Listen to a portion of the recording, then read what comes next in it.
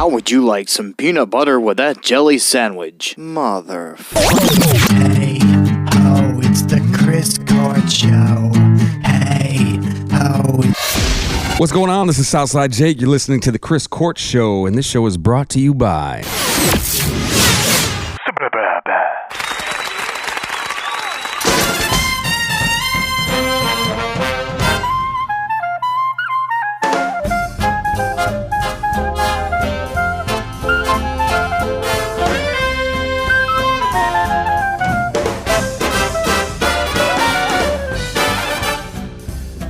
Hi. Welcome back to the Chris Court Show. We have Matt sitting in front of me, of course. Yeah, of course. Lovely PJ Conway. Hi. That's all you got? Yeah, I'm here. Yeah, you are here. And of course, you heard in the intro, Southside Jake. How you doing, man? I'm well. Thanks so much for having me, boys. Salutations. Yes, all the way from Southside. All the way. I think it was a long trek. Thanks for the hotel accommodations and the overnight. Well, you know, that's what we do here. No, I'm right down the road. It took me like 5 minutes to get here. Thank you. Yeah, and you were eating at Craples. I had a steak at Craples and a whiskey, and I'll tell you what, it was glorious. And I told you off air I was worried about the timing, and it was flawlessly executed, need I You don't say. have to worry about timing here. We're never on time. I learned that. As you see. I'm not going to give away the secrets, but I was nervous about a call time that was not necessary. Yes. Don't worry about that. We got that covered for you. So, But at least we have alcohol to cover the time. Oh, hell yeah. yeah, we got plenty of it. If you need any more, we have Cuddy Circ. Actually, this ain't bad. If you put it on ice, it's really not bad. Yeah. Not too bad at Doing all. shots of it's terrible. Yeah. So, you're a Busch Light guy. I love the Busch Light. Yeah, I'm a domesticated light beer kind of guy. Yeah. But by Busch, for real, there's always a couple 30 racks in the garage. Yeah. I love Busch Light. And you actually drink the bottles? This is the first time drinking bottles. Well, I prefer the bottles. I don't drink the bottles because you can't acquire bottles in a tavern, at least around here. And then if you get a 30 rack of Busch Light, like it's way more economically feasible to just grab a couple 30 racks. But anytime down south or in Nashville or whatever, you go to a bar, they always have bottles. No shit. So I'm like, yeah, dude, give me a Busch Light bottle, please. Yeah. I was feeling bougie. I wanted to get the bottles. I love it. Yeah. I think beer, it's all psychological. I think it tastes better out of a bottle. Actually, so do I. Yeah. The can... they say that can is supposed to be better, but I like it like coming from the glass, from the actual bottle. It just does something. And maybe it's the actual opening. It's got to be... Wrapping your lips around the whole opening. And you guys were talking about brewing beer. You like that? Yeah, exactly. What's that, PJ? You like the kind of opening. Oh, yeah. The bottleneck, That's I bottleneck. Things that are that shape. Jesus. I'm actually the opposite with the cans. I think it tastes better out of a can. Oh, really? Well, there's purists that I can't speak knowledgeably, but you guys were talking about brewing beer and all this stuff when we were talking off air. I think there's actual logical reasons why bottle is not better. There like is. as far as a brewmaster would be like upset that I said that, but for me, just Southside Hillbilly, I like the bottle. I'm in agreement with you, but there is there is ideology behind a can because of there's no sunlight that can get through. Yeah. There's no CO2 that can get out or anything like that. Like in a top, it can still get out. That's also the difference between a brown bottle and a green bottle and a clear bottle, right? Like different light can get in or whatever. Like, I see. And that's why the Coronas and stuff have that musky smell to it because of the sunlight. It's all clear. Yep. Interesting. Most Mexican lagers do. Yeah. Yeah. Well, even when it comes to that, I think it's cheap beer. Sol, like the Sun, SOL. Oh, that's my favorite Mexican beer out of a bottle, always. I don't think I've ever had that, actually. Sol's my favorite. I think it's a cheap beer, but I'm not knowledgeable enough in the space. I just know a Sol out of a bottle is a very enjoyable. Oh, that's just a regular light beer? I think it's Busch Light.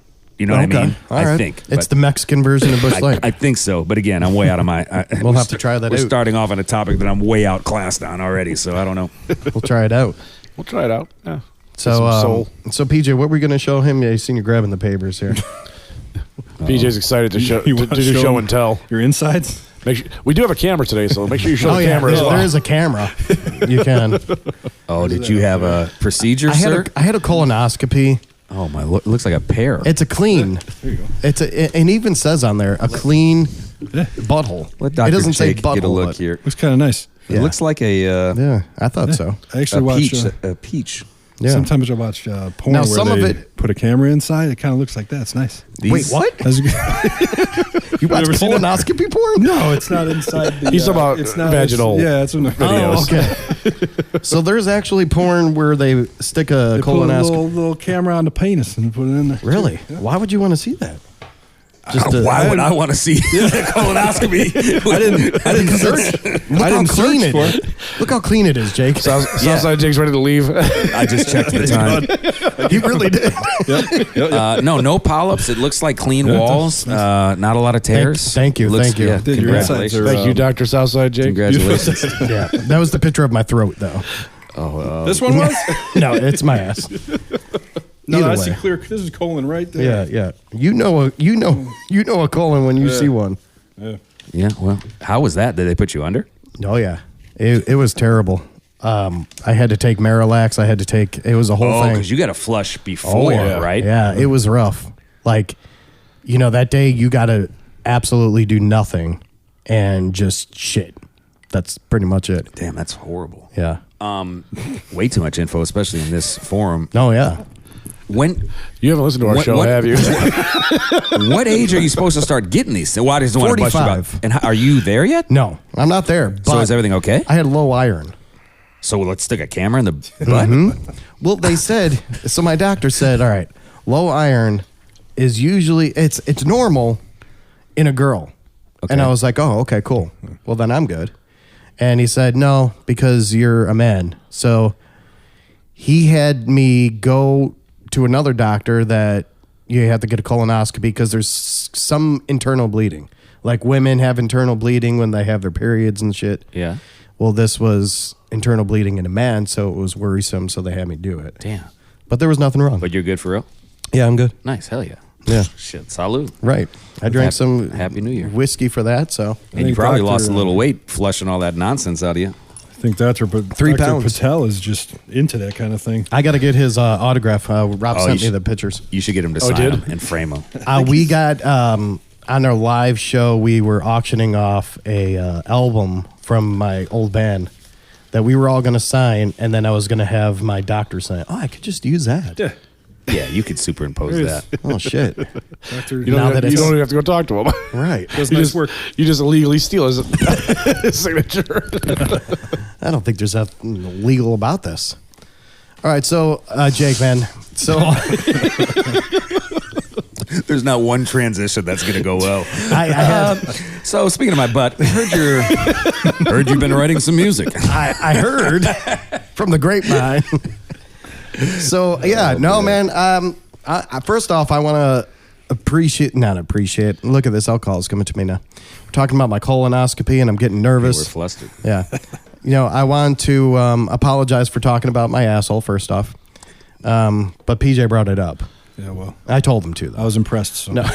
He's Wanted prepared to share it with the world. The man didn't bring it up. He was prepared with documents and photo evidence. When I sat down, they were right next to me. This wasn't staged at all. Yeah, it's like remember was it Anchorman? He was like, I'm not prepared to play the flute. He just pulls the flute out of his sleeve. That's what Right. just happened. Oh, colonoscopy. Oh, So you and PJ have known each other.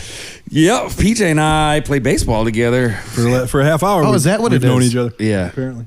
Well, I just walked in, didn't freaking recognize the man. So I'm doing, hey, how you doing? I'm Jake. Good to see you. Blah blah Yeah. blah blah blah. And He's he's like, yeah, I know. It's like, yeah, I fucking know, dude.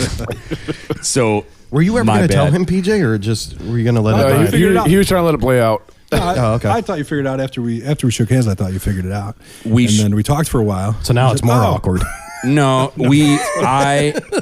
so when I pulled up, way too much info. This is not interesting. You were backlit because I'm walking in Yeah. from the dark, so that you were just a silhouette figure. So I just shook some dude's hand, whatever, flustered, Ah, not yeah, sure. yeah. Yeah. Then when we come in, I'm like, I know this fucking guy. Right. This is internal dialogue. Right. But politely, we all look the same. We're all just dudes in hoodies that are roughly the same thing. So I'm like, Right.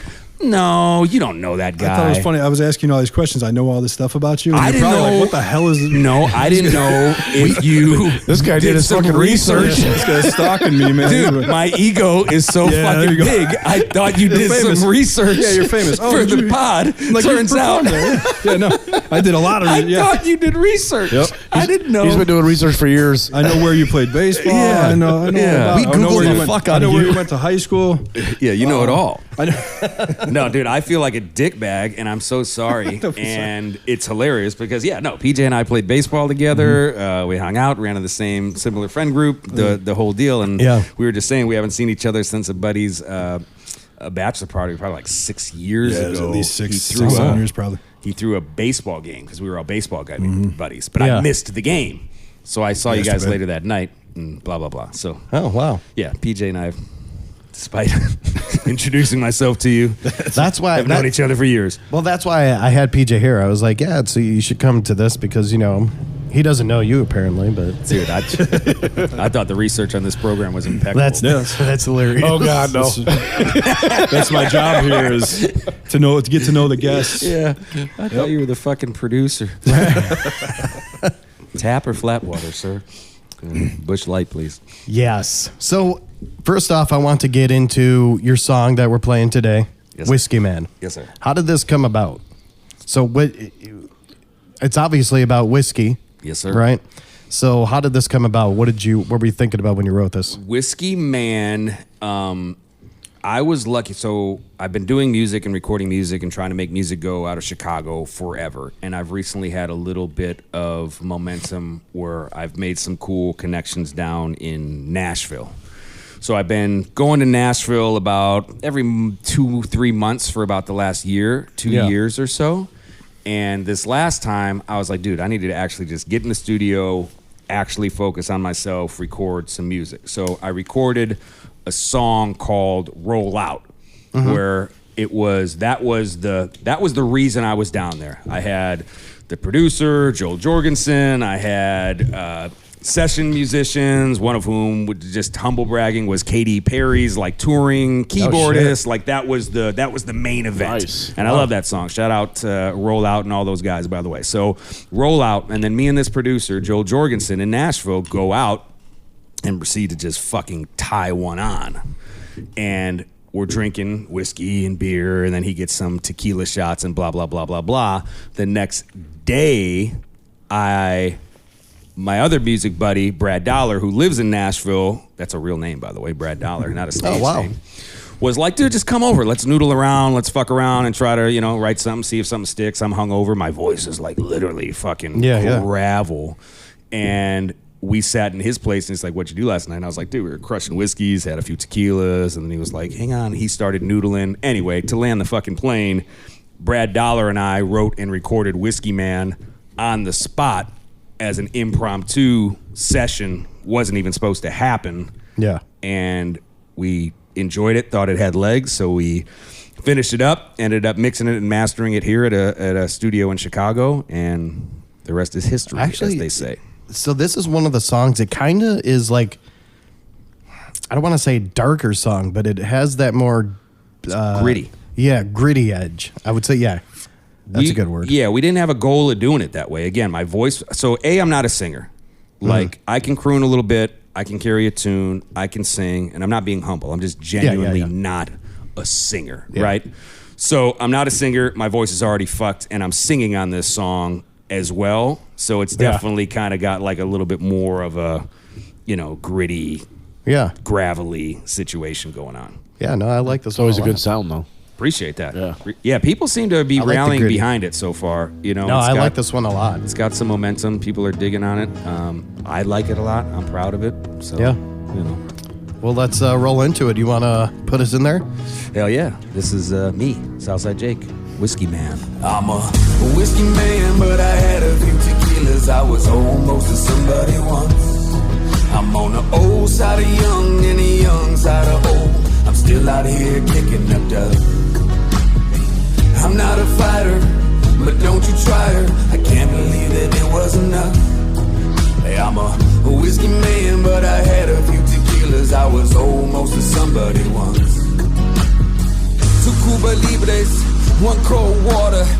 She was the shy type, I went and taught her. I got concrete in my soul and the bushlight in my veins. And I try to drown my sorrows, but it doesn't numb the pain. So what can you do? Just stay the course and sing a little heart, a little soul. I'm just trying to maintain. I've lived 1,000 lives and I lost 1,000 fights. I'ma overcome the demons, I'm just trying to get it right. Baby, you're not mine, but you're mine for this night. Let's do it for a couple back until we see that old sunlight. I'm a whiskey man, but I had a few tequilas. I was almost a somebody once. I'm on the old side of young and the young side of old. I'm still out here kicking the dust. I'm not a fighter, but don't you try her. I can't believe that it was enough. Hey, I'm a whiskey man, but I had a few tequilas. I was almost a somebody once. I broke a few hearts and I shed a lot of tears. Through the highs and the lows, I'm just conquering my fears. Life is full of lessons, some wish I never knew. But I gotta keep it pushing cause there's nothing else to do.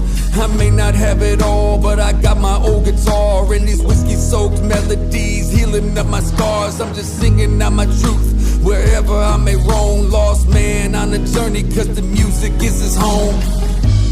Baby, you're not mine, but you're mine for this night. Let's do it for a couple back until we see that old sunlight. I'm a whiskey man, but I had a few tequilas. I was almost a somebody once. I'm on the old side of young and the young side of old. I'm still out here kicking the dust. I'm not a fighter, but don't you try her. I can't believe that it was enough. Hey, I'm a whiskey man, but I had a few tequilas. I was almost a somebody once.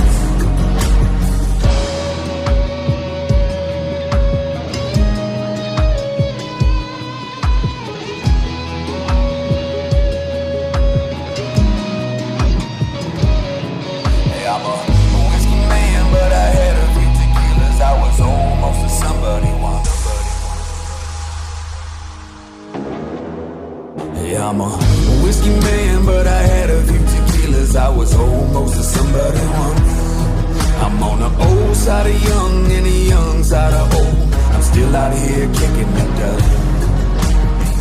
I'm not a fighter, but don't you try her. I can't believe that it was enough. Hey, I'm a whiskey man, but I had a few tequilas. I was almost a somebody once. A whiskey man, but I had a few tequilas. I was almost a somebody once. I'm on the old side of young and the young side of old. I'm still out here kicking the dust. I'm not a fighter, but don't you try her. I can't believe that it was enough. Hey, I'm a whiskey man, but I had a few tequilas. I was almost a somebody once. Do you have a band or just have music you want to send to the Chris Court Show? Send us what you got. We will definitely play it and we'll give you good promotion. Just send MP3s and information to chriscourtshow@gmail.com.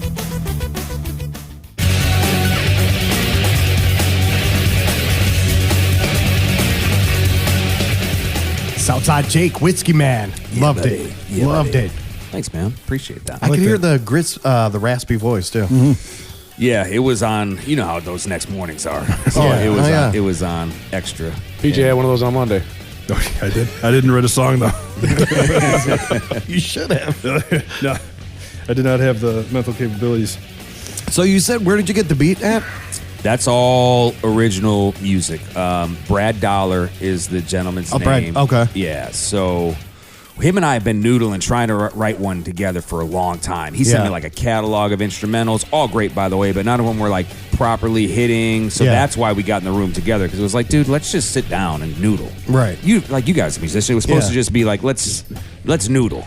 Right. And that noodling turned into like, wait, what'd you just play? So Yeah. we were I can play what I affectionately call campfire guitar. Like I can grab a guitar and play notes and sing you a Right, song, right. but I'm not a guitarist by any means. He is, and he's a proper multi-instrumentalist and producer. So we were in the room, he played some lick, and I was like, dude, let's start there. And then we kind of just built it.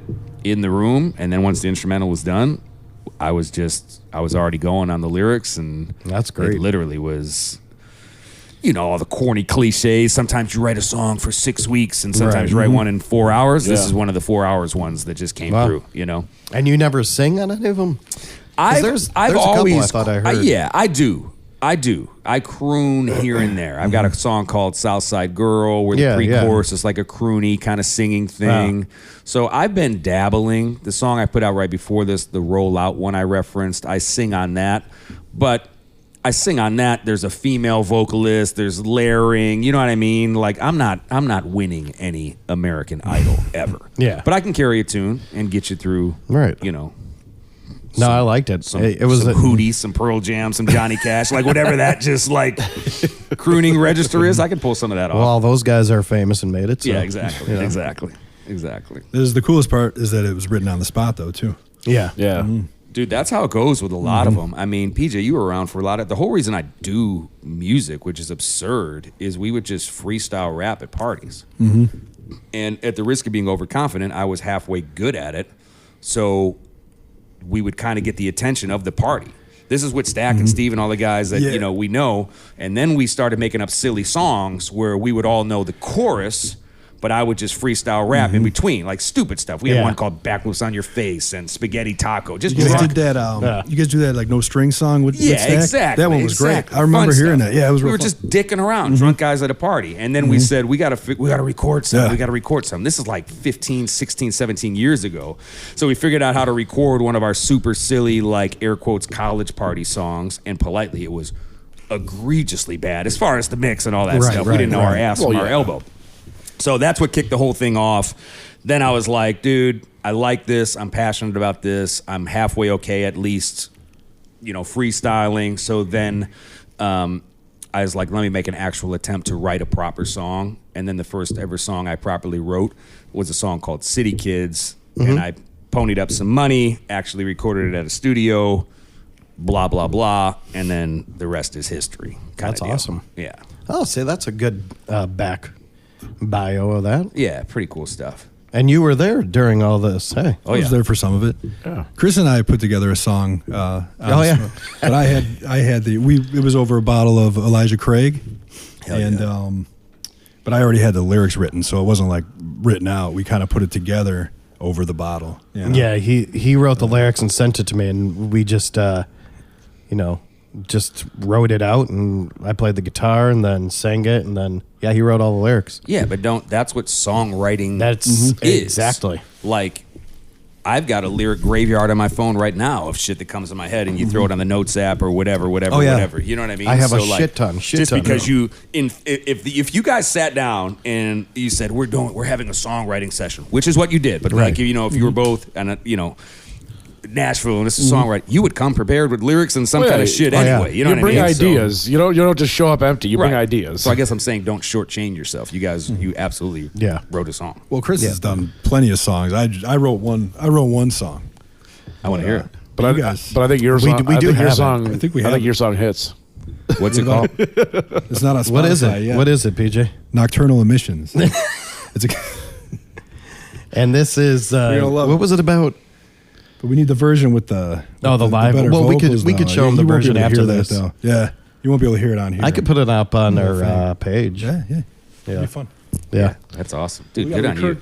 We were talking about recording. He wanted you to do a rap on it. It's 2 verses. You could throw a little rap in the middle, dude. I think it would be cool.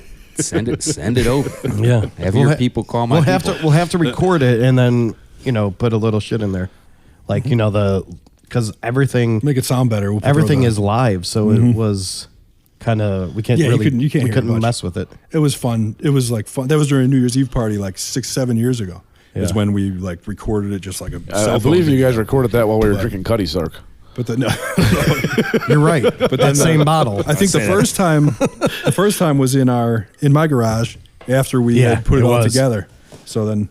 But it came out nice. You'll hear it later. We'll show you later. I mean, that's the same exact thing I was doing. It literally, it's just like, well, I got some stuff. Like, you play a little guitar. Like, let's sit in a room. Like, there's so much tinkering to figure it out. Oh yeah. And I just happened to get bit by the bug and was like, oh, I'm fucking passionate as hell about this. So I'm gonna. I always had that like when I started writing music, it just started coming out like a waterfall. Like as soon as I was like, okay, I can actually do something with this, then I was using like computer stuff like Cool Edit back in the day and recording on that and like banging as drums. I would bang the table and shit. And that shit was fun. And then you start progressively going into like more shit. You start getting a band. You start, writing more shit. You start tinkering around with the guitar.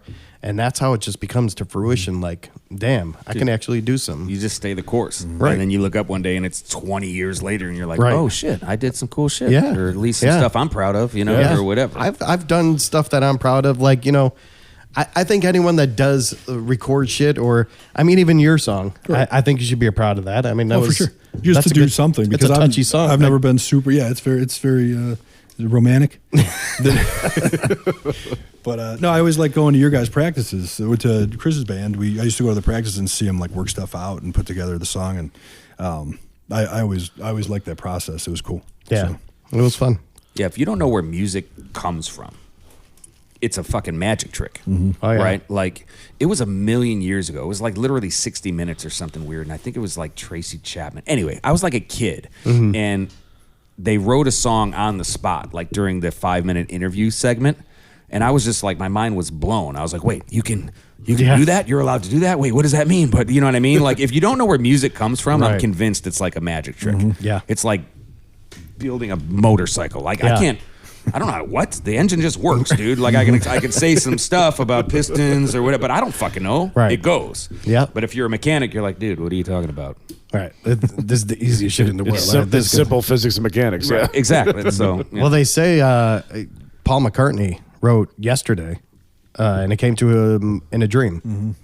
And that's insane to me. Didn't he just wake up and go to the piano? He woke up with a song in his head, and it was Yesterday. Did you guys check the that Beatles documentary at all on the Disney Plus or whatever? Yes, the Get Back one. That was another thing. Yes. It was just fun. It's the way they put it together was great because you're like a fly on the wall just watching them do their thing. I like that they didn't do like a voiceover or nothing. They just let you kind of just watch. Well, he was sitting there noodling, and they showed the whole songwriting process when he was sitting there alone.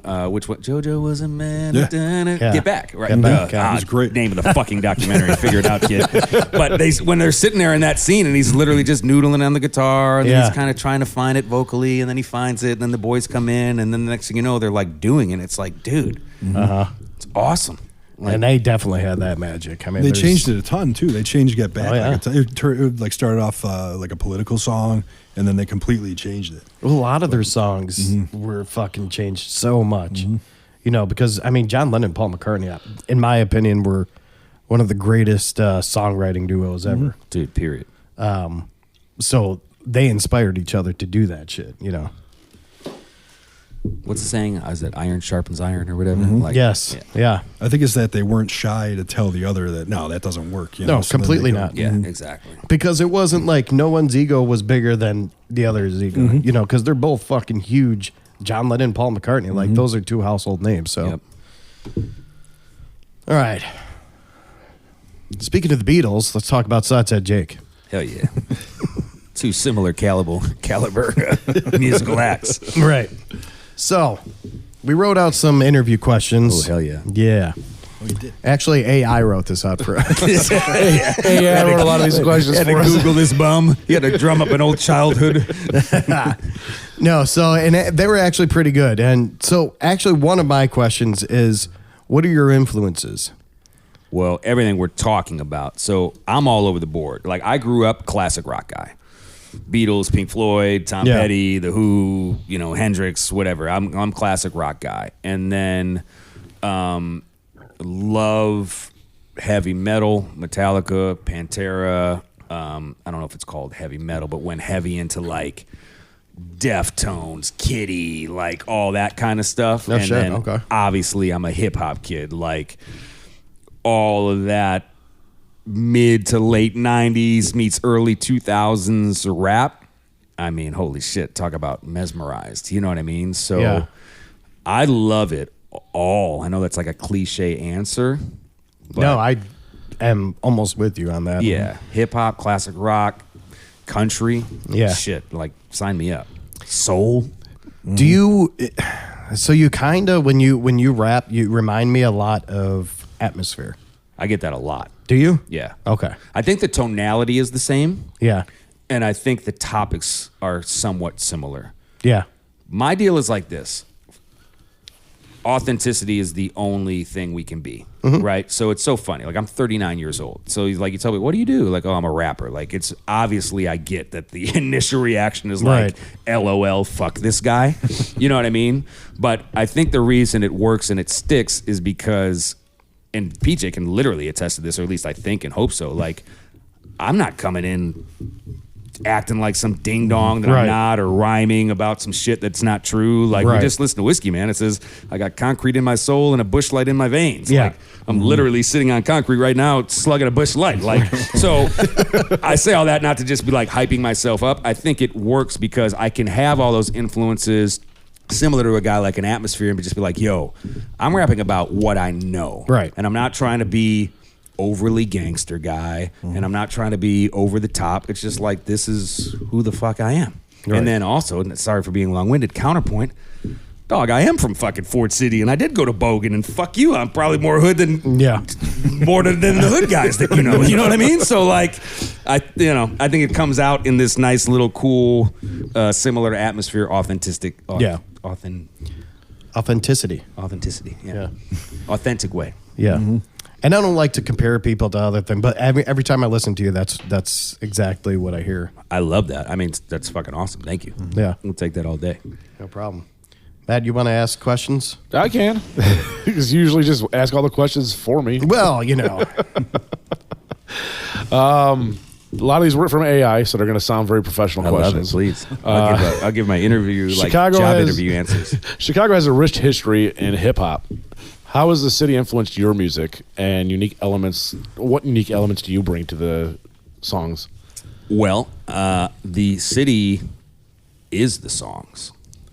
I mean, to go on another diatribe that you guys didn't sign up for, I grew up in Ford City, which is a condo apartment building that you guys know, but the listeners might not. Very unique in that it's literally on like this island. It's like at a mall surrounded by Daly College and like a military base or whatever that thing is right over there. So I wasn't from the neighborhood, if that makes any sense. I was like on this island. So as a result, I could do a little West Lawn, a little Archer, a little Rainey, a little Scottsdale, a little Bogan, blah, blah, blah. Enter high school, went to Bogan, 79th and Pulaski, respect to Bogan. I was like, dude, I know I can achieve, that sounds so douchey, but like higher than this. I know I can achieve more than Bogan, athletically, school-wise, and we didn't have any money for Catholic school at all. We're from absurdly humble beginnings. So I figured out how to get into Whitney Young, which is like a magnet school. Blah, blah, blah. Let me just land the plane. I got into Whitney Young. It's like, dude, we don't have a car. We don't have a way to get there. So I'd walk from the Ford City condos to the edge of the Ford City Mall, take the 54B to Midway Airport, take the orange line downtown, get the blue line back to UIC, and then walk to Whitney Young. That's a hell of a trek to go to school. So to land the plane on your question, I've been breathing in the entire essence of Chicago my entire existence of life. You know what I mean? So personally, yes, my sound is the streets and Chicago. And with respect to what you said, like, dude, you want to talk about Common and Rhymefest and Crucial Conflict and Twista and all that Chicago shit? Like, I was also just a student and a fan and a stan of all of that as well. So. Yeah. Didn't you played with, or you opened up for Twista? I opened up for Twista twice. I just met Rhymefest like 2 weekends ago. If you guys don't know him, he's like, he was on back in the day. He still is on. He was basically like mentor dude to Kanye West. He still runs the Donda Foundation, and he became an alderman. Rhymefest was the shit. He's been like a hero. So I opened for Twister a couple times. I met Rhymefest the other day. Oddly got somewhat close with some of the dudes from Crucial Conflict through a weird-ass connection. And yeah, man, I've got my toe in like multiple weird-ass worlds. You play Lollapalooza too, right? Did Lolla 2 or 3 times. So how did you get that? Dude, you know how, like, just, what do they say, showing up's half the battle, you know what I mean? So, remember that movie Drumline? Yes. Remember how, like, there's that one, and it turns out he's, I forgive me, I forget if he's Indian or Pakistani, but there's the white dude who can't hit the drum. Yeah. That dude is Q. And met him through mutual friends. They have been doing like hip hop interpretations of Shakespeare and shit way before Hamilton. Oh, wow. They were the plug to the Lollapalooza situation. So they would put on a hip hop workshop at Lollapalooza where you perform and then you can come to the tent and cut a song in real time, like especially for young people and kids. Like, oh, you saw that dude perform on stage? Come meet him. We'll do a freestyle rap with you. We'll record it and you can like go home with a CD. Yeah. That's how all that shit started. So Yeah. literally the dude who can't hit the drum on Drumline. Holy shit. Turns out they're rappers. They're in this Shakespeare hip hop collective. I got plugged in with them. Blah, blah, fucking blah. Lollapalooza. Wow. I've always just been about showing up, and I'm not trying to just ramble, but like. No, you're good. Be there. Hey, you want to do the podcast? Yes. Yeah. Hey, there's a interview for WGN, but it's at 2 a.m. No one's going to listen. Can Yeah. you be there? Yes. Yeah. Hey, you want to do a kids hip hop workshop at 10 a.m. at Lollapalooza? Yes. Is that going to turn into like noon side stage the next year? Like just show up and be that's- unassuming and see what the fuck happens. That's something we've been hearing a lot because Josh Morningstar, another interview that we had, he was actually saying like, man, that's all I do is just play whatever. He's played bar mitzvahs. He's played, what did he say? He said he played in the parking lot of a funeral home. Yeah, he's like whatever they asked me to do, I'm just there. He's like, it's the only way you meet people and you get out your name out there. Dude, it's the only way. And the good part is if you actually enjoy it and love it, you're just doing that shit anyway. Yeah. Like, you guys were like, you want to swing through? I was like, yeah. You were like, you want to do Zoom? I was like, no. Yeah. I'm like, I'll be there. I didn't know how people are, No, I get it. Yeah. It's not about you guys per se. I'm just saying, like, I'm big on. I like it personally to, Yeah. person to person. Yeah, show up and show out. No, we do a lot of Zoom interviews because, like, you don't know everybody. Everybody doesn't know you, so it's just easier to go online and do it. But, like, we know that you knew PJ. You didn't know that you knew. Yeah, I didn't know that. You didn't know you know someone here, but you do. You didn't know that, but we knew that you knew PJ. I'm here from nepotism the whole time. I had no fucking clue. I thought you guys just actually heard the tunes. Surprise. Nope. Well, no, it wasn't because of PJ that you're here. Oh, thank goodness. No, I'm here because you're here. You're physically here because we knew that you knew PJ. Nice. Yeah, that's awesome. Yeah. We probably would have forced the Zoom call otherwise.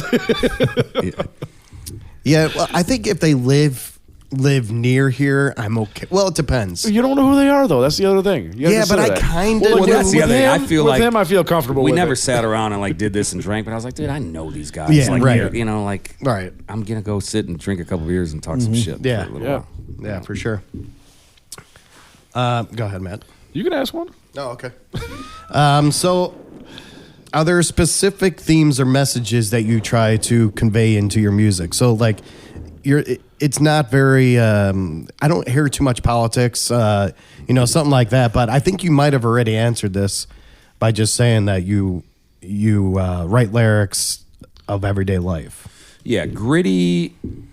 Well, I guess it comes out gritty. Authentic truth at all times. And my particular truth is, I guess, what you would call blue collar, which is, I say with a giant asterisk because I've never I've never worked in the trades or anything like that. I'm not blue collar, right? But my entire upbringing, life, like whatever that is and represents, blue collar. Yeah. I'm also a bit of a paradox because you guys would never know it. I'm like full-fledged spiritual hippie guy. Like spiritual What do you awakening. mean by that? Like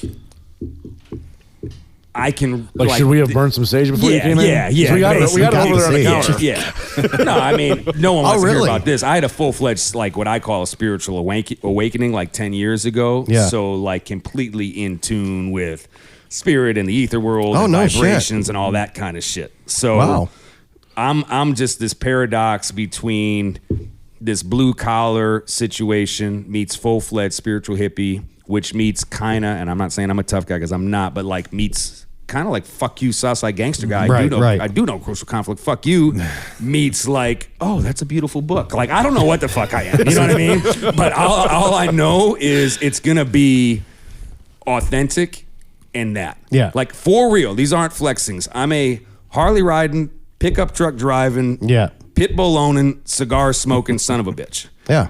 and then I fucking cry because I saw something on TV that, you know what I mean, like caught my feelings the right way. And then I'm like, wait, am I a fucking bitch? So I'm a paradox, but all I can do in the music is some kind of element of that truth of the music. So sometimes you might hear a pure hip hop song from me, which is going to be more bravado and like, fuck you. Like I said one line, I'm the Dalai Lama if you drink rum chata. Like, fuck you. You know what I mean? And other times it's going to be more introspective, but it's always going to be authentic. You're never going to get some nonsense and out that's of me. I like that a lot, and that's you know you don't want to sing about like bitches on a yacht.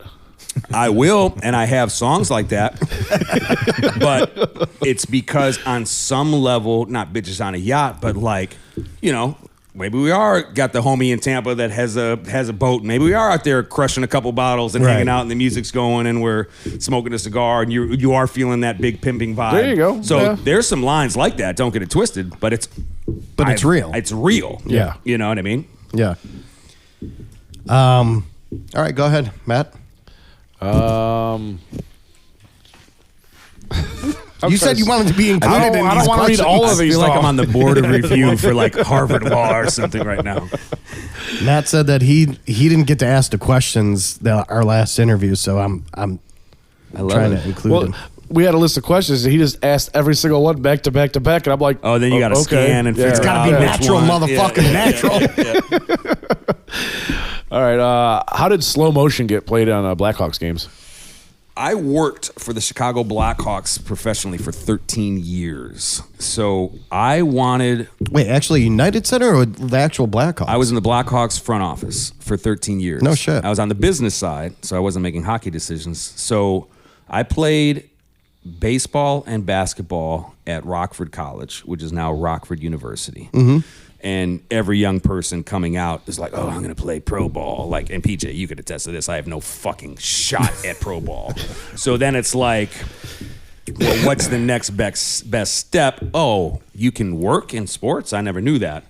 So blah, blah, blah. I got an internship in soccer, and I got my first job properly out of college was 06, 07 Chicago Blackhawks, like full-time No shit. guy. And I was with the Hawks from 07 to 2019. Okay. So I rode the wave for you were at the all perfect three time. Stanley Cups, the parades, the rings, the whole fucking routine, which was so surreal. So when I left the Blackhawks, I was obviously still homies with all those guys. And and they might call bluff on this. I don't think I was like, play my shit.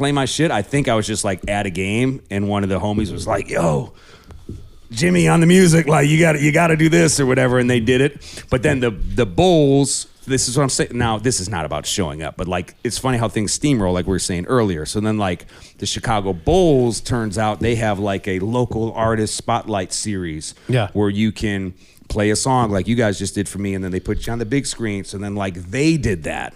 And then it parlayed into, hey, it's not a game, but we got a big charity thing at the stadium for a Bulls thing. Do you want to perform that? And then it was like, oh, shit.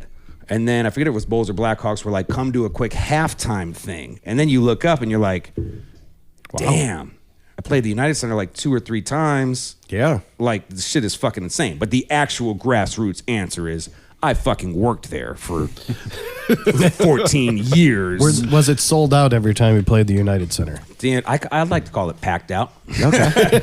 Well, the Blackhawks games were for sure because, they sold out like crazy. Bulls was definitely full in there. I mean, who knows? Sold out. It was packed out. Sold out shows you played at United Center. Yeah, crazy. But that's the whole thing too, dog. Like showing up, and I know I'm not trying to be fucking like motivational guy. Yeah. But coming out of college, I took respectfully the shittiest internship ever. It was for the Chicago Storm, which is a defunct professional indoor soccer league. And I took a free internship. And then that internship parlayed in the Blackhawks job. Mm-hmm. Now, this is Blackhawks coming out of 05-06. They were ranked quite literally by Sports Illustrated the worst franchise in professional sports. When I was taking the job, they straight up asked me, why do you want to work here? Not like a job interview, like, oh, so what do you want? Like, no, why do you want to work here? We're the shittiest thing ever. And what were you thinking? Why did you apply? And the office was at 680 North Lakeshore Drive, which is essentially Navy Pier, and I was on 58th and Moody. Okay. So talk about another uphill in the snow both ways thing to get over there, full suit and tie for $7 an hour. Oh, wow. So doing that shit, again, not to be self-serving, is what parlayed. Like, people look now like, and I know you didn't say this, like, how'd you get your song on the Blackhawks game? Oh, I figured, pussy, you knew somebody. Yeah, bitch, I knew somebody because I took like the hardest, most grinded out path that ever fucking lived. It was crazy because I was thinking that same exact thing. Yeah, it's not like my grandpa owned the club and was like, ooh, you know what I mean? It's like, bitch, yeah, I know somebody, but that, so if you show up and show out enough times, eventually you will know somebody. And I apologize for being on my soapbox on that shit. No, you're like, good. You know, but yeah, Hawks was... Yeah, you knew somebody because you struggled for several years making minimum wage. Right, and then it works out. Yeah. But the Hawksters are crazy, dude. Yeah, I was there fucking 13, 14 years, 3 cups, the whole run. It was insane. Yeah. So much fun. That had to have been... You said you were on the bus? Dude, they treated... Their philosophy was, within reason, one team. Mm-hmm. So whether you were front office or player or whatever, obviously the players still got a little... way more preferential treatment. So we were in the parades on the buses. We all got rings. We were with the Stanley Cup. Mike Gapsky is a Southside guy. He's the trainer of the Blackhawks forever. Him and I took the Stanley Cup to fucking Bourbon Street. We took it to what was it called? Shit. Hackney's, the joint on like 127th in Harlem. I think it's gone now. Yeah, it's Woo's house now. Yeah. Like it was. Those were some fucking insane years. That was crazy time. Yeah. The amount of pussy that can give you, I'm sure. No idea. No idea or no comment? I was in church. So we usually do a shot with our interviewees. Prove it. So let's do it. What do you want? Well, we only got Cuddy Cirque. Did we drink all the Malort last time? Oh, we got Malort. You want to do Malort? I mean, I'll do anything, but Malort's a Chicago liquor. The song is called Whiskey, man. We got the whole thing of whiskey we got the whiskey. Like, Let's. You got the Irish whiskey? That was the best way to get out of a Malort shot I've ever heard. No, I'll do Malort. So here's another humble brag. I don't know if we keep running during this shot or not. Yeah, we'll keep running while he's going to run off. So I left the Blackhawks for a company called Cameo. And Cameo is that company where you can get... familiar? That's the one you can get a video shout out from a celebrity. Mm-hmm. That's what it was. So you can be like, hey, Brett Favre, tell PJ that happy birthday, and I hope you're... Yeah, and you pay so much money for it, but yeah. So I went there, and my job there was to recruit the talent and celebrities to be on the platform. But they started a podcast, and they asked me to host the goddamn thing, but they had the connections to the celebrities. So now I'm in, like, L.A.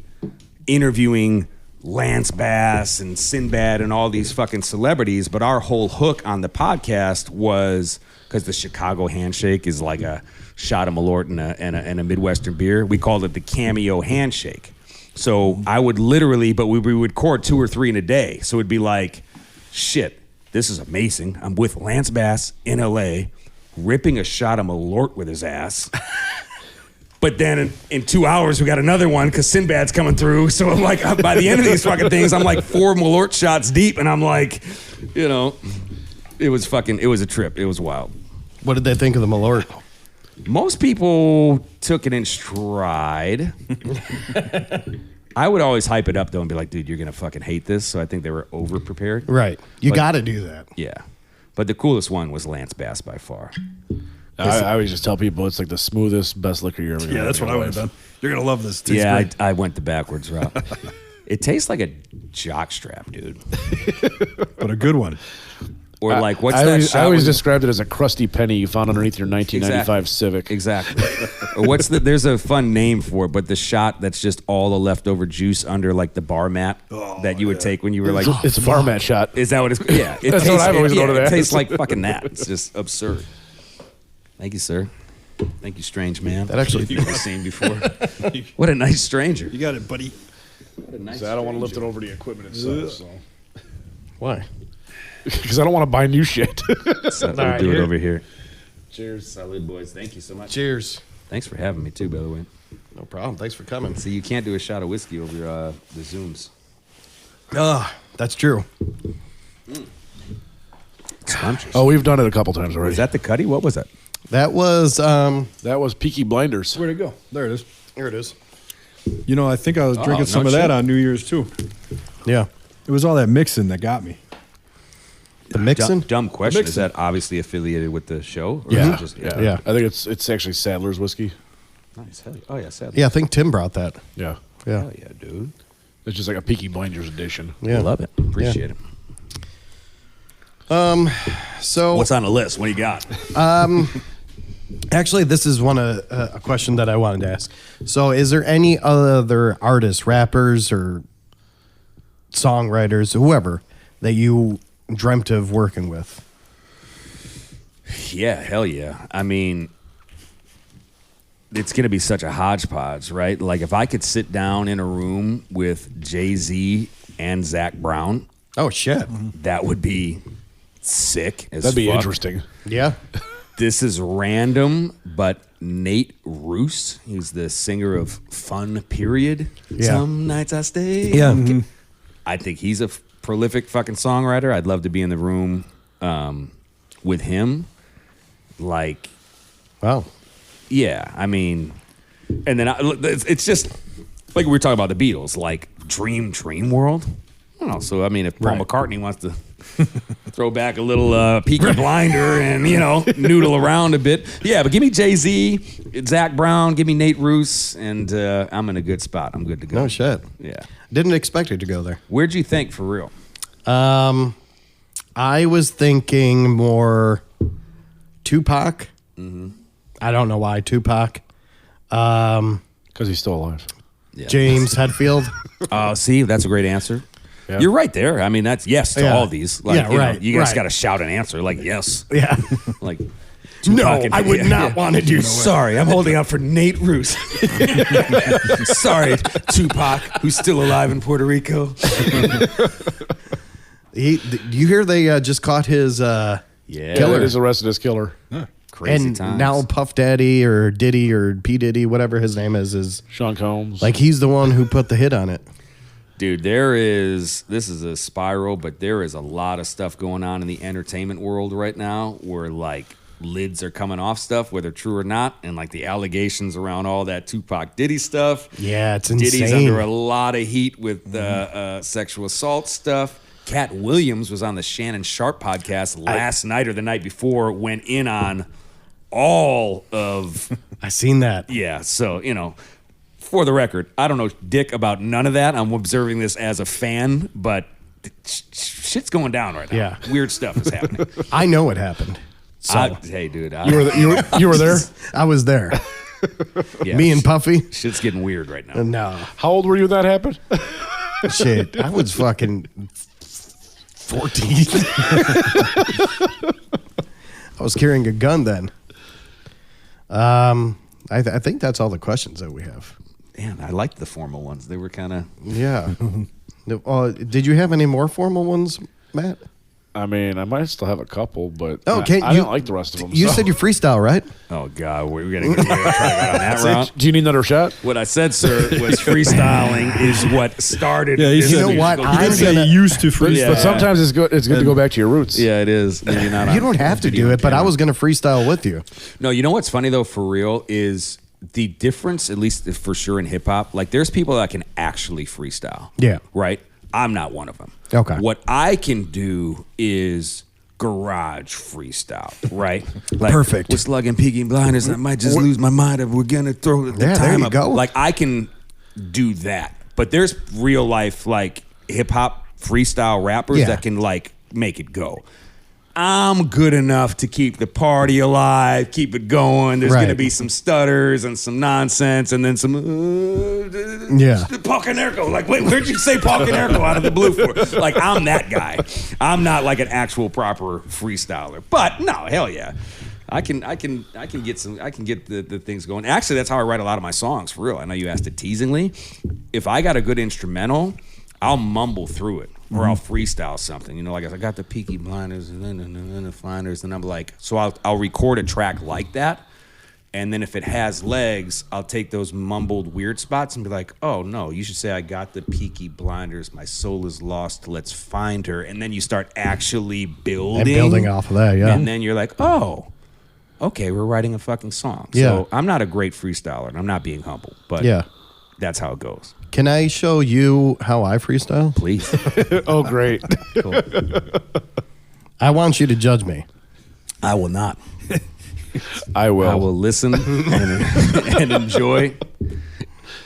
I just, I figured And then right after, I'm going to be like, I changed my answer. I'm really good at this. Chris, I changed my answer. I'm fucking amazing at freestyle rap. We're grading on a curve now. Yeah. On the curve, I'm fucking Nas. Here we go. I'm going to do this for real. All right. You're in the mix with Chris Cord. That's actually sounded good. You didn't even fucking freestyle. You beat me. I'm drinking some Modelo's. I'm turning bright yellow. Matt's a bitch and I want the fellow. Okay, yeah, see, that's all I got. That's all I got. He just wanted to call me a bitch. That's all he wanted to do. Actually, I just wanted you to go now. I'm drinking Modelo's, I'm hanging with the fellows. I might crack a couple whiskeys, might mellow, might smoke a J, might ride a hog, might fuck around and do the dirty dog. See, I ain't shit. Like, that's what I do. Like, shit. No, but for real, that's whack. Like, that's like. How is that whack? So if we're Did you hear mine? Yeah, but I'm supposed to be able to do this, dog. So am I. Like, if we're in a basement and we're fucked up, that's fun. Might ride a hog, might do the dirty dog. Like, cute, bunch of drunk white guys. That's fun. Like, that's not a proper fucking rap verse. You know what I'm saying? Like, no fucking chance. So but that came. So I don't freestyle. That came at the top of your dome. I said what you said. You said the first line. I just ran with it. Yeah, but I don't know what I said. Something about Matt being yellow. We'll delete all this. Yeah, it's stupid. Is it because the mic thing's yellow? Is that why? Yes, Matt is on the yellow color denominated mic for the record. Over here it's green though. Yeah, we got green, we got red, we got blue. Yeah. Matt, did you have any more of your AI questions? No. The rest of the AI questions are garbage. So I want to hear one of the garbage ones though. Oh, I wasn't a fan of them. I can pull it out. Is this actually AI or you guys just teasing? Oh yeah. No, I used ChatGPT to come up with something. Here's another question. amazing. How long you been doing this? My whole life. My whole life. I put my life into this. But So, how do you stay authentic to your roots while adapting to the evolving trends in hip hop? I continue to slug Bush Lights.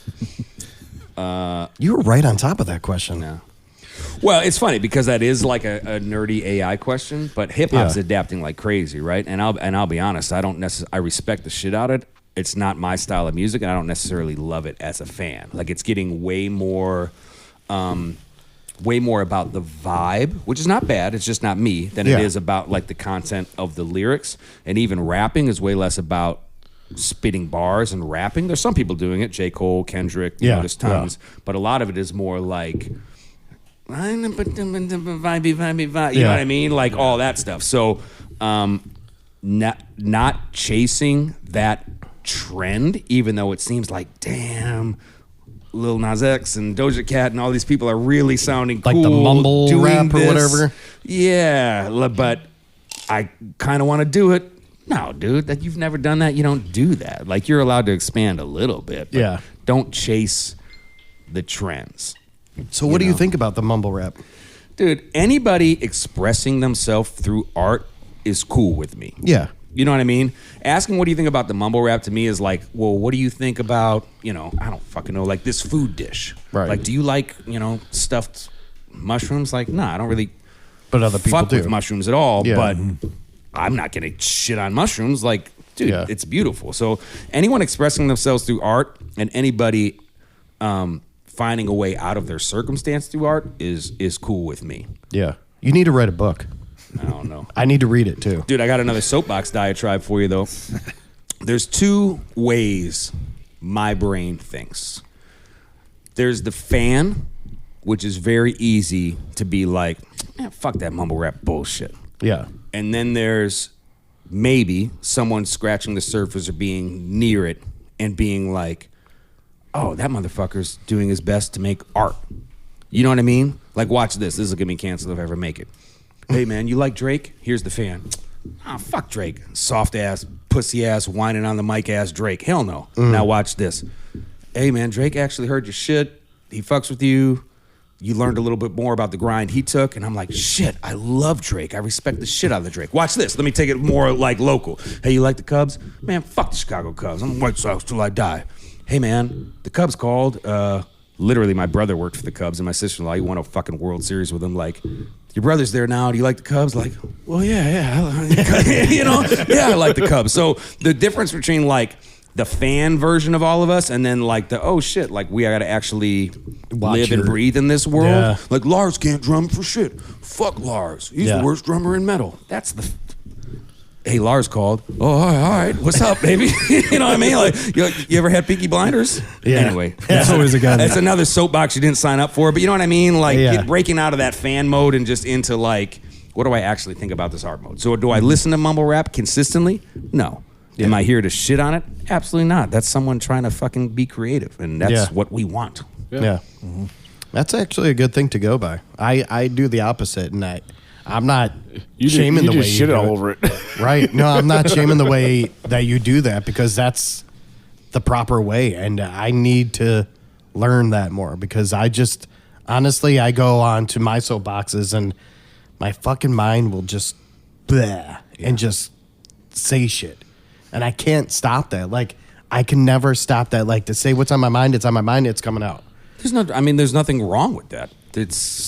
But I think it'll bite. Like, me and you were just talking about this, Matt. Like, one of these days, you know, because what we're trying to do here on the podcast is actually get more listeners, you know, and get more people to listen and all that. And it's happening, but like. And the ultimate goal is to have people hear independent artists. That's the ultimate goal. Yeah. Yeah. Of course, and that's our main thing is to get independent artists, musicians out there. But then we'll have shows where I'll say some stupid shit, you know, and it won't. Or I'll say some stupid shit. It won't be terrible, but and I was talking to him, I'm like, what if? And we have the shit recorded, and this is on the internet forever, Right.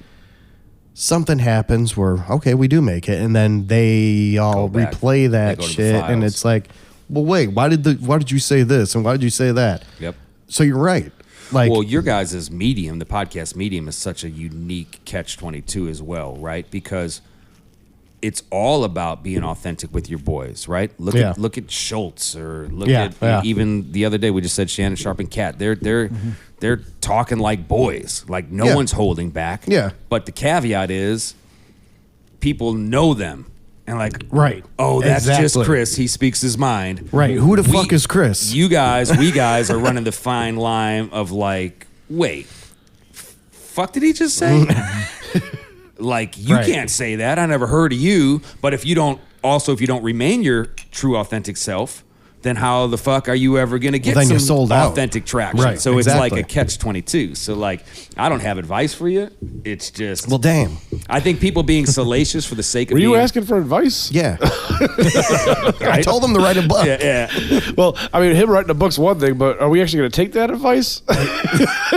Dude, be authentic. That's the only advice. Do you. And if you say something dumb, just fucking... There's the authentic me. Delete it.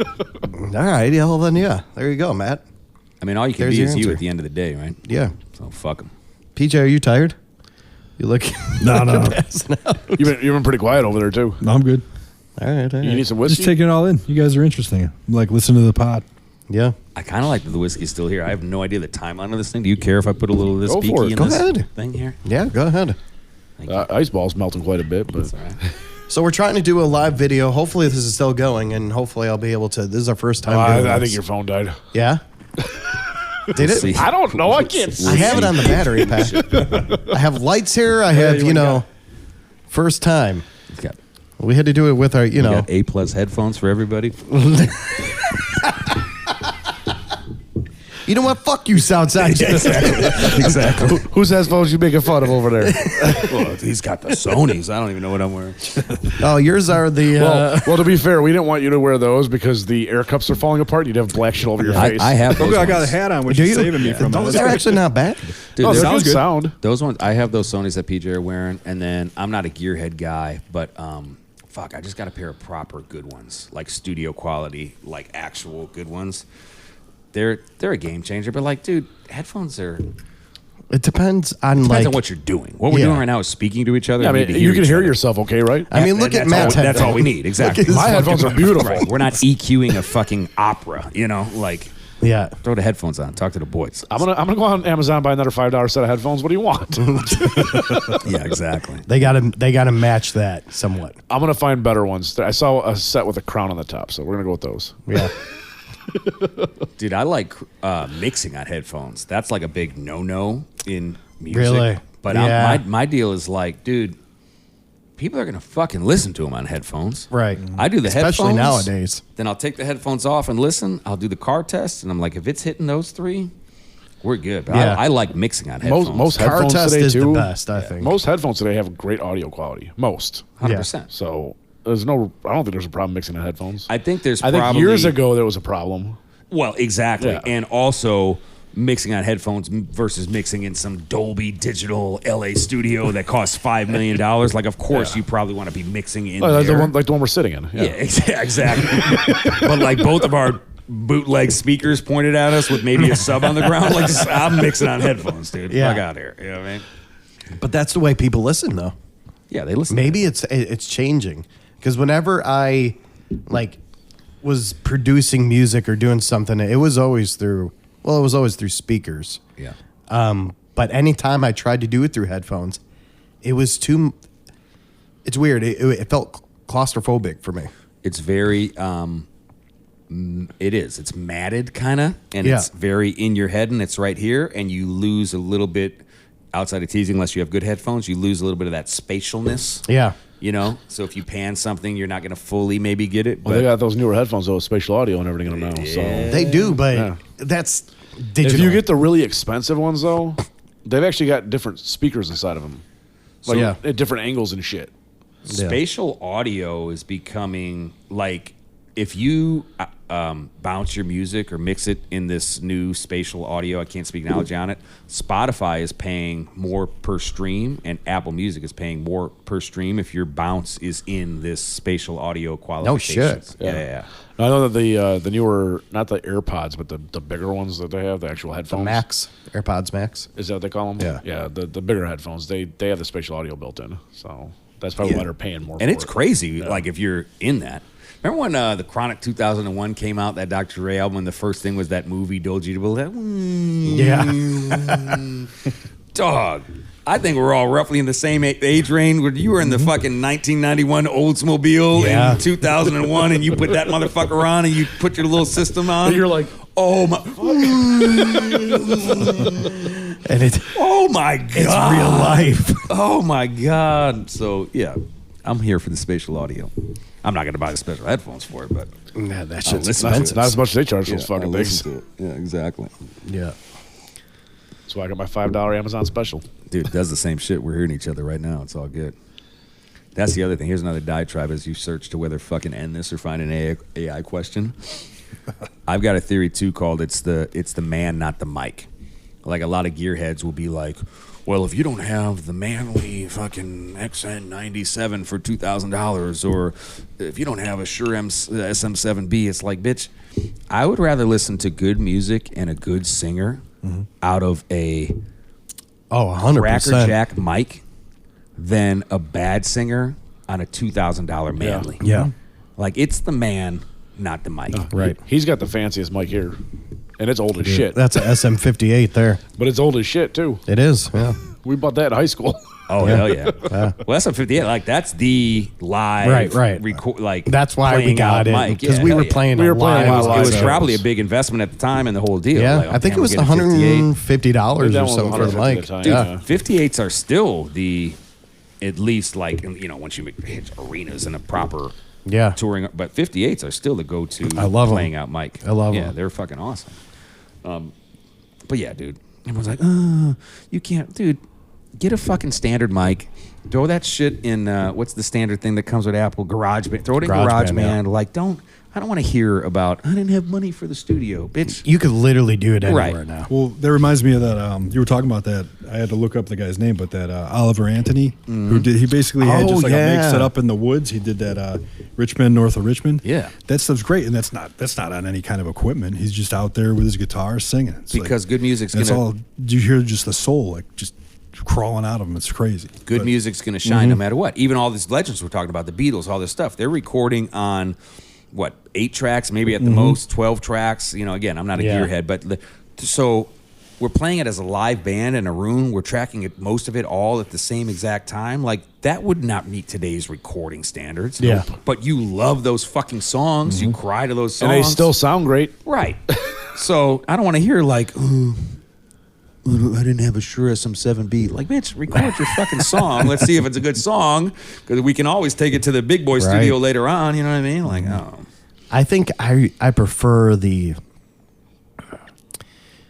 nowadays. There's too much shit. There's too much tracks that you can record on. There's too much. I liked when everything was dumbed down back in the day because you had to be Like creative. a 4-track recorder like we had. A 4-track, yeah. But you had to be creative as fuck. I mean, you had to, take 4 tracks. You had to record the 4 tracks and then replay that, record 4 tracks again, Right. and then think of like different things. You didn't have all this fucking. Yeah, you had to layer it after the fact. You couldn't Right. put it together all at once. So I think that forced you to be more creative with your music. Now it's just like, all right, we lay down tracks, and I'm not saying that it sounds bad at all, but I'm just saying that like there was a lot more creativity that came out. Well, and you had to be tighter as an instrumentalist as well, too. Yeah. There's no such thing as botching a chord Oh, yeah. or whatever. Yeah. You know what I mean? And you had to have the money for the tape and some kind of space or at least recorder to run the reel-to-reel, right? Right. So right now, the barrier to entry to creating music is lower than it's ever been in the history of life, right? And it's like everything. It's a two-sided coin, because the bad news is any fucking bum can just record a song on GarageBand, just like I just said, and it's probably going to suck. The good news is, holy shit, that fucking PJ Conway was a poet this whole fucking time and we didn't know it. Yo. Like, I used your name, but I'm not, Nocturnal I mean it emissions. sincerely. And then like, You'll see. that's all he needed was a mic and GarageBand. Just Yeah. like the dude you said, the Virginia, Yeah. like, holy fuck. So, curse and a blessing. The barrier to entry to everything is lower right now. Like, we could publish a children's book tomorrow. We Yeah. couldn't do that 25 years ago. You'd never So- find a publisher to pick it up. Right. So I love that art has like a pathway now, but you got to sift through more fucking bullshit Yeah. than you would have with a 4-track. There's too Right. much coming in now. Yeah. yeah. There was and we talked about this a lot on the show. A lot of bands, a lot of artists, and I don't know if you're doing the same thing, will just release singles instead of albums. And it seems like it's Nobody the buys more- albums anymore. It's the more plausible way, that people are doing things now. It's way more plausible in my opinion.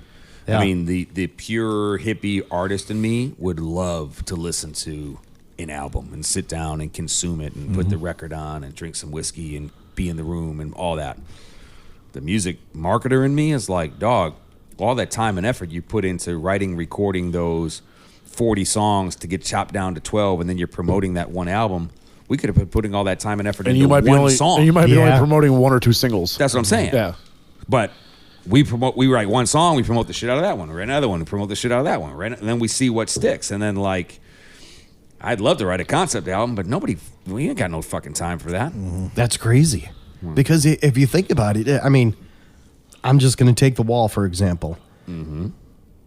If that shit was going on now, that would never, ever happen.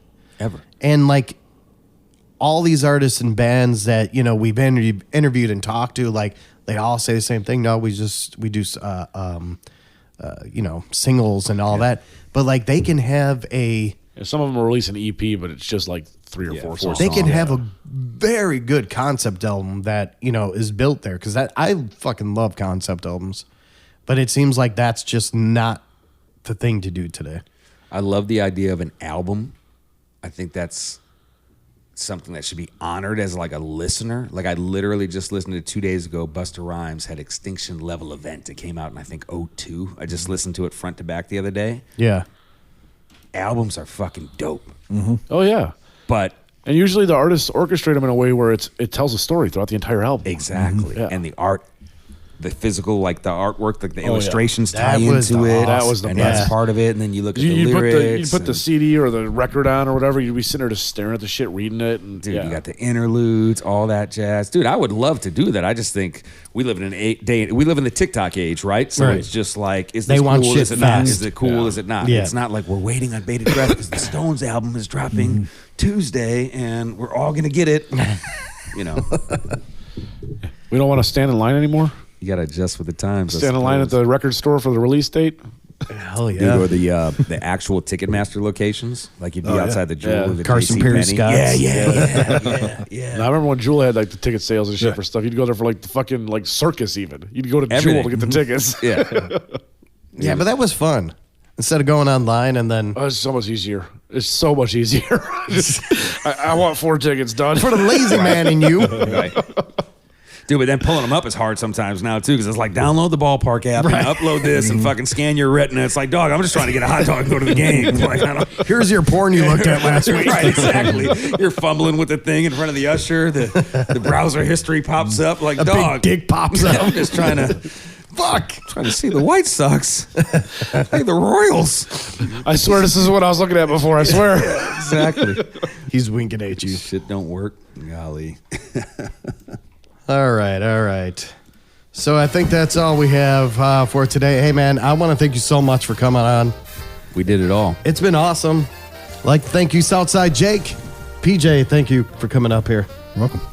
And It was nice to meet Southside Jake He's not gonna thank me for the first I was time. like, I'm always here. Maddie? I'm always here. Maddie? Thank you, Oh, man. Maddie's always here. He's a co-host here. Thank you, Matt. You're welcome. Go fuck yourself.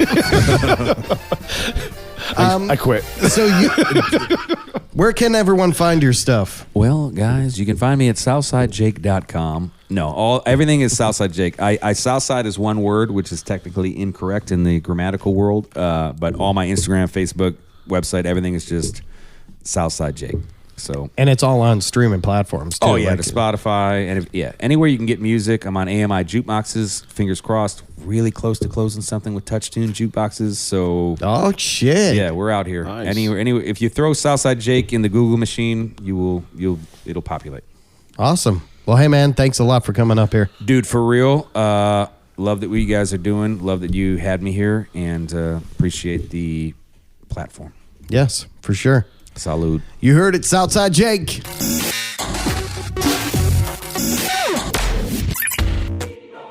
Once again, thank you for listening to The Chris Court Show.